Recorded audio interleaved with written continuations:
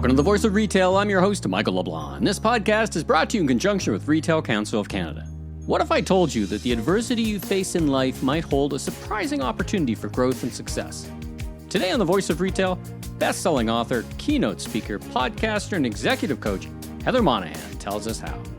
We talk about blowing up the traditional career lanes to unleash your talents, transforming hardship into triumph, and key tips from her latest book titled Overcome Your Villains. Heather calls on her life experiences and professional background in sales leadership to share key life lessons that you don't want to miss. You can find success in many different places. And again, I'm not saying it's easy, right? I started over as a rookie author. I had no idea what I was doing. I had to hire an editor to help me piece together the work that I was creating. But what I learned was, it wasn't easy, but it was so worthwhile. And that first book helped so many people. And that first book, Confidence Creator, gave me, in my mind, that permission to, I bet I could write another one of these. This one went pretty well, a lot better than I thought it would. Why don't I try again? Let's listen in now. Heather, welcome to the Voice of Retail podcast. How are you doing this afternoon? I'm great. Thanks for having me. Well, we have AI to thank, I think, for being connected. I was on LinkedIn, and LinkedIn seemed to realize that both you and I were connected somehow to one of my podcast partners, Steve Dennis, and suggested we meet. So we have computers, I guess, or artificial intelligence to thank for connecting today. Well, those are the moments where AI is good, but there are so many moments when it's not so good. So I will, I'll take that for a win. Yeah, I'll take it when I can get it for sure. Well, listen, let's jump right in. Let's start at the beginning. Tell us about yourself, personal, professional journey, your fellow podcaster, keynote speaker, and how you spend your time today. So my background and expertise is really in sales and sales leadership in corporate America. That's what I did for over 20 years until 4 years ago when the CEO that I had worked for 14 years became ill. He elevated his daughter to replace him, and she fired me immediately, which set me down a completely different path, which has led to my speaking business, my 2 books, my podcast, my board seat. It's been a wild 4 years. Well, and we're going to talk about adversity. You chronicle it well and how you've overcome it. And I think it plays a central character in your story. Now, one of the things we should talk about your book, Overcome Your Villains, Mastering Your Beliefs, Actions, and Knowledge to Conquer Any Adversity. So already you've given away the plot line and I think the solution right in the cover of the book. Very generous of you. It's your second book, right? It's not your first book.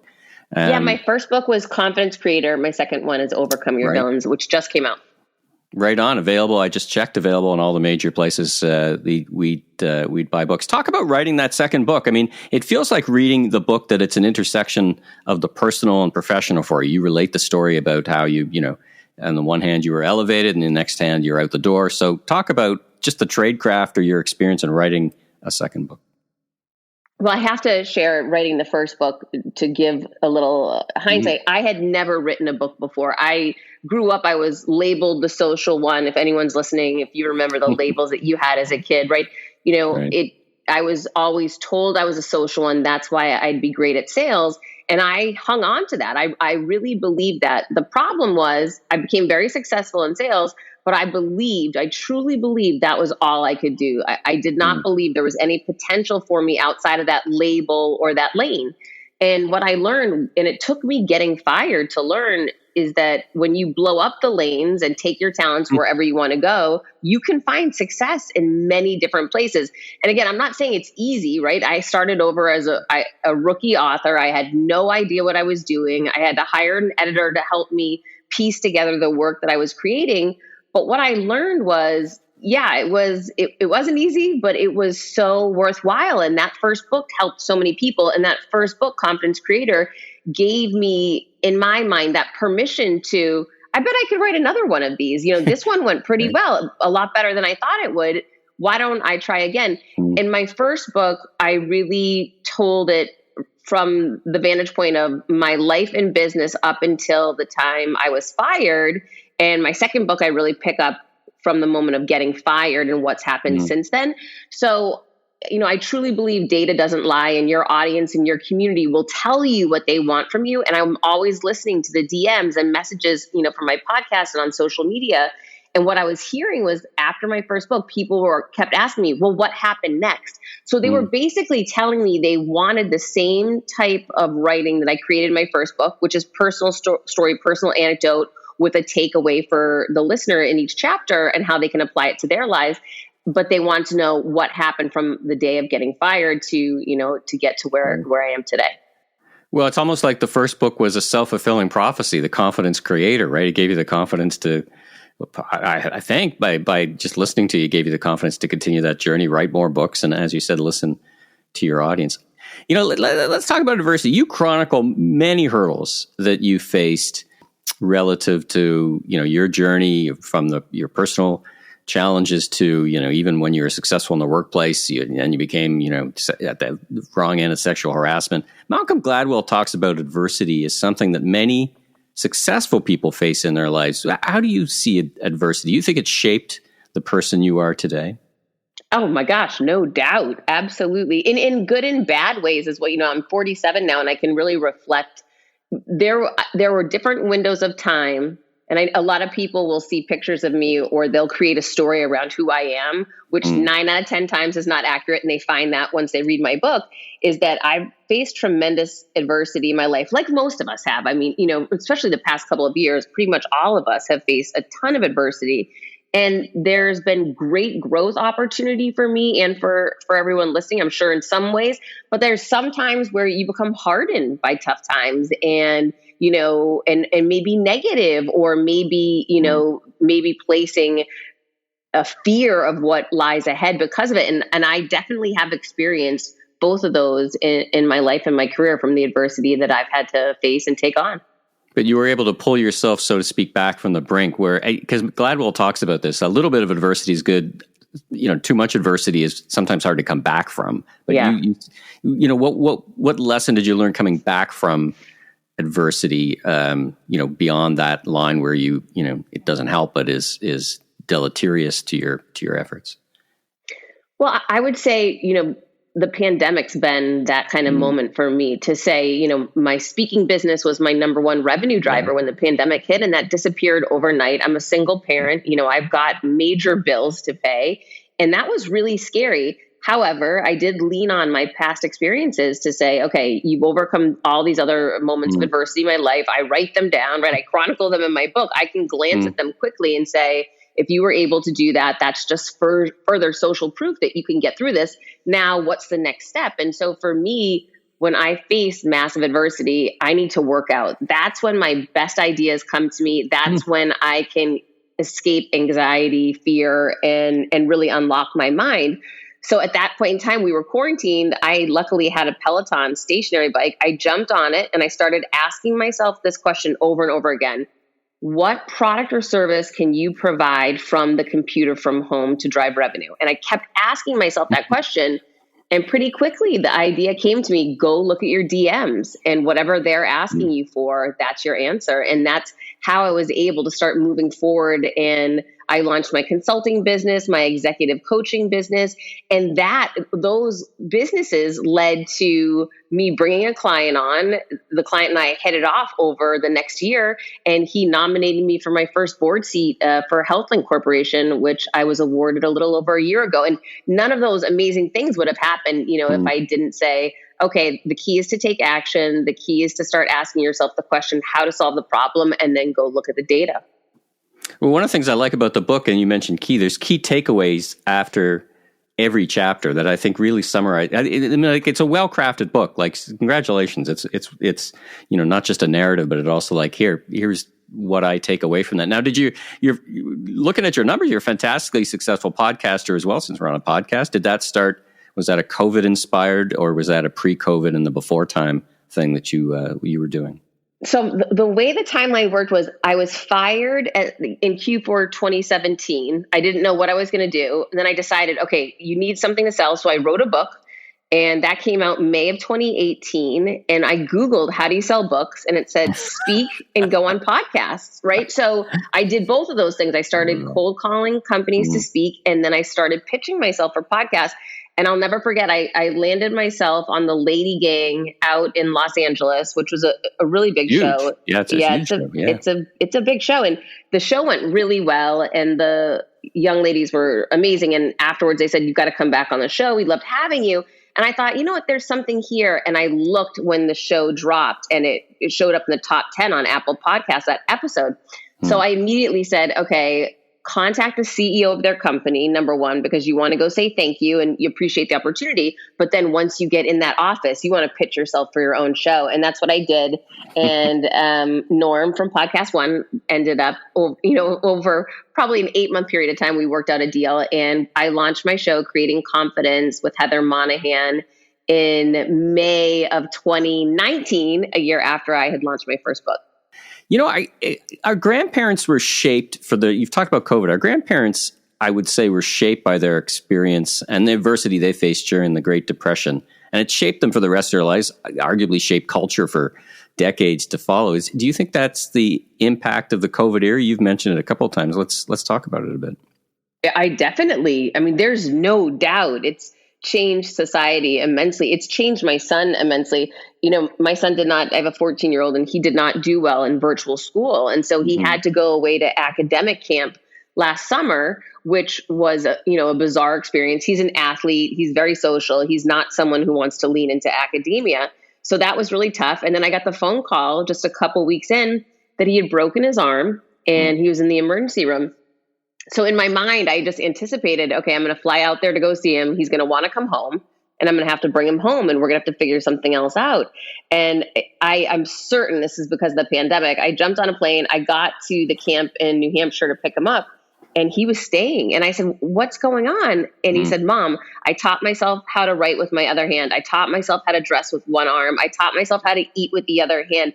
I taught myself how to shower. We can do hard things. I can make this work. And I truly believe it's because of what we had just lived through, right? Being on that quarantine in an apartment and then him on virtual school for a year. And those were not pleasant times, right? For us, it was not really enjoyable. However, we made it through and I was able to see firsthand, it made him a stronger individual because of it. Do you worry, kind of paradoxically, about a lack of adversity in people's lives? Do you worry about that as a barrier to success? We think about, what's it called, affluenza, right? Where kids, the parents have been very successful. We see this in multi-generation retailers, for example. A third or fourth generation retailer kind of loses the script and, they grew up with means and didn't have a lot of adversity. Do you worry? And I guess it's a roundabout way to say, maybe high performance sports, not for everybody, but do you create adversity purposely to nudge people forward? It's a weird question, but what do you think? Oh my gosh. So you remind me of one of my guests on my podcast was Jesse Itzler. I don't know if you know who he is, the author of Living with a Navy SEAL and a part owner of the, I think it's his professional basketball team. So the Atlanta Hawks. So I was at his house interviewing him for my podcast. And after we got off the show, he said, so what's going on for you for the summer? It's just right before COVID was coming. And I said, oh, I'm so nervous. I'm sending my son away to his first sleepaway camp and he's never gone to sleepaway basketball and he's going all alone and I'm a little nervous about it. And he said to me, stop right there. He said, don't you dare deny your child the opportunity to struggle. He said, wouldn't you so prefer him struggling now? At that time, my son, I think, was 12. He said, don't you want him to struggle at 12 and not at 25? And I said, what do you mean by that? And he said, if he starts struggling now and sees what potentially he has within him to overcome a struggle, by the time he's out in the workforce, he's going to be able to dig in and really handle things on his own. If you deprive him of the opportunity of a struggle, at 21, 22, 23, this kid's going to think the world's against him and he could potentially shut down and not be able to rise up. And I really appreciated that conversation. I sent my son away to sleepaway camp. It wasn't all easy, but it worked out, right? But he had so much more strength within him that I wasn't aware of, or I wasn't readily, thrusting him into the adversity. But once I heard it explained that way, he was right. It truly is a gift to give children, young people, adversity to face so they can start understanding what they are capable of in their future. It is a bit of adversity. All right, let's change gears a little bit. Let's talk about your professional advice. I mean, I want to spend a bit of time with you on that. I can't have you on the mic without talking from a professional perspective. So work is changing, right? So whether, you go back to the workplace is an office, I think anyone who says that's, everybody's going to go back and work in an office is wrong. And I also think anybody who says everybody's going to work at home is wrong. But somewhere a lot more people are going to be working at home. What's your career? I guess you're very good at managing or your own career. Can you advance in the new work environment? Are you starting to think about that? Like, it's got to reconfigure the algorithms a bit in how you think about your career. How have you been reflecting on that? For anyone, whether you're in an entry-level position in corporate America, or you're starting up as an entrepreneur, or you are successful, the key element that I've really been thinking about is how can I continually evolve and change? That is the most important thing. And I was in an industry, the radio industry, for a couple of decades. And I can remember sitting in meetings where they'd say, this is the way we've always done it. We've got to keep doing it this way. That is death in business. And it's really important, whether you're in an organization that thinks that way or not, that you think, okay, how can I evolve? How can I innovate? How can I change this? How can we solve a problem somebody hasn't realized yet? How can we solve another problem for our existing client base so that we can charge more? How can we do things differently than our direct competitors? How can we add more value? How can we create raving fans, not customers, right? Constantly pushing yourself and pushing that envelope is what will lead you to success and lead you to more sustainable success versus some of these situations where people plateau and then someone buys them out or takes them over. It's almost, again, the challenge of being successful and not being successful, yet challenging yourself to break through and do something remarkable. It feels like that comes together. Let's talk about your advice, and I'm going to put it in a phrase: 2 starts and 1 stop. So for the listeners out there who are tuning in and they're thinking about their professional career, or maybe they're students just starting out, your advice based on everything you've learned, everything you're experienced in the past couple of years, and everything you're thinking about in the future: 2 starts and 1 stop as they look forward into 2022 and beyond. Okay, number 1, start creating content. Start investing in yourself and your personal brand. You already have one, whether you're holding the pen and dictating that personal brand or you're allowing someone else to hold it for you. Grab that pen back, start creating content. It's something you can do at night and on the weekends, but that is the best investment you're going to make, is investing in you and investing in your personal brand. You can take that with you wherever you go, whether you work for yourself or you work for somebody else or work for many different companies. So that's start number 1, definitely. Number 2, start advocating for yourself, right? Be your biggest cheerleader. Be that voice and that advocate for you. If you've been invited to the meeting, there's a reason why you're taking up that seat. People want to hear from you. They want to hear your perspective. For a long time in my career, I remember silencing myself for fear I'd be judged or someone would say I was wrong. Fear is a liar. It's not real. And the more you can learn and teach yourself to step into that fear and share your voice and perspective with the world, the more impact you're going to have. And really, that's, what we're all here for. And then I'd say the 1 stop would be stop apologizing. So often, especially with women, I hear women apologize for everything. Oh, I'm sorry you feel that way. Oh, I'm sorry that didn't work out. Oh, I'm sorry for this and that. And they're constantly putting themselves beneath other people. And we're always teaching people how to treat us. If we're going to take the blame for everything throughout life, we're going to find ourselves in a really difficult position. So I challenge people to flip the script on apologizing. Instead, make it about gratitude. If you're late for a meeting, thank you so much for your patience. We can begin now. If you didn't make a deadline, thank you for understanding. I've run into some difficulty. What's another, timeline that could work for both of us? Really turning into a place of gratitude instead of a place of self-blame is incredibly empowering. Fantastic. All right. Well, now we get to the self-promotion part, so to speak. Tell the listeners, now you're a big podcaster. What's the podcaster Creating Confidence with Heather Monahan? I imagine that's on all the major podcast platforms. Yes. But if people want to stay connected and follow you, even get in touch with, have you speak or do whatever, where should they go? So my website is heathermonahan.com. As you mentioned, my podcast is called Creating Confidence with Heather Monahan. You can check that out anywhere you find your podcast. My first book was Confidence Creator. My new book is Overcome Your Villains. And, I'd love to hear from you. So you can send me a DM on social media or at my website, heathermonahan.com.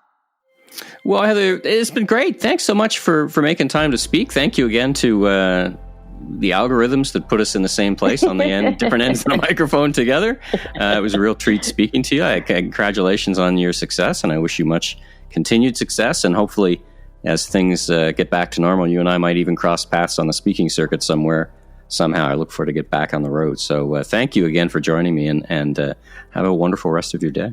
All right. Well, I really look forward to that, too. We'll put that out there to the universe. 2022, we're going to be speaking on a stage together. Right on, right on. Thanks for tuning into this special episode of The Voice of Retail. If you haven't already, be sure and click and subscribe on your favorite podcast platform so new episodes will land automatically twice a week. And check out my other retail industry media properties, the Remarkable Retail Podcast, Conversations with Commerce Next Podcast, and the Food Professor Podcast with Dr. Sylvain Charlebois. Last but not least, if you're into barbecue, check out my all-new YouTube barbecue show, Last Request Barbecue, with new episodes each and every week. I'm your host, Michael LeBlanc, president of M.E. LeBlanc Company and Maven Media. And if you're looking for more content or want to chat, follow me on LinkedIn or visit my website at meleblanc.co. Have a safe week, everyone.